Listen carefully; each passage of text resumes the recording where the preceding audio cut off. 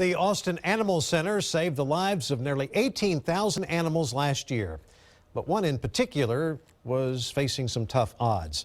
KXAN's Chris Sadeghi has the story of one dog's final days that may not be so final after all. Austin is the place to be a dog. There's patios, festivals, all these spots where happy pups can be found. But wagging tails are much harder to find in this room. It's sad. It's hard to see the animals in these difficult situations. The intake room at Austin Animal Center is where lost animals often end up. But sometimes they aren't lost at all. No, sometimes they're just no longer wanted. You feel very sorry for both the animal and the person. They feel that they're doing the best thing by the pet to bring them in here. Now, younger dogs usually have no problem finding a new home. Older dogs, well, it's not that easy. So when a 14-year-old blind dog with health problems came in, it didn't look good. Hey, this dog must be suffering.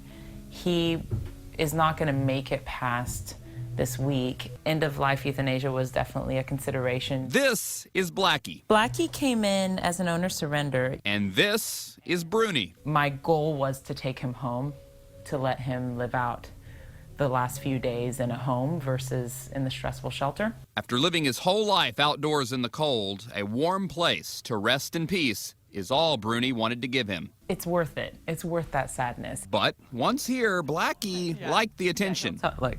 He liked the exercise. He loves going on walks. And wouldn't you know, now he's in no hurry to leave us. He just started doing better once he got to my home. The old blind dog, given up by his owners, given just a few days to live, is showing what a little love can do. It's been over a month and he's a happy boy. Happiness that came from an unlikely spot. The good thing is that he ended up with us. A true underdog whose last days will be his best. Chris Sadeghi, KXAN News. The Austin Animal Center says they had a great year. They were able to save nearly 95% of the animals that came through their doors. In all, they took in nearly 19,000 animals last year, and more than 17,000 were saved.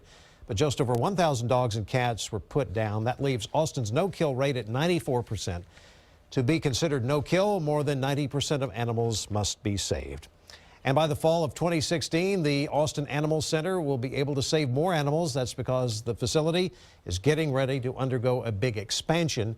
Here are the blueprints for the building. Everything shaded in red is a change. It includes nearly 100 new parking spaces and 16 new adoption kennels.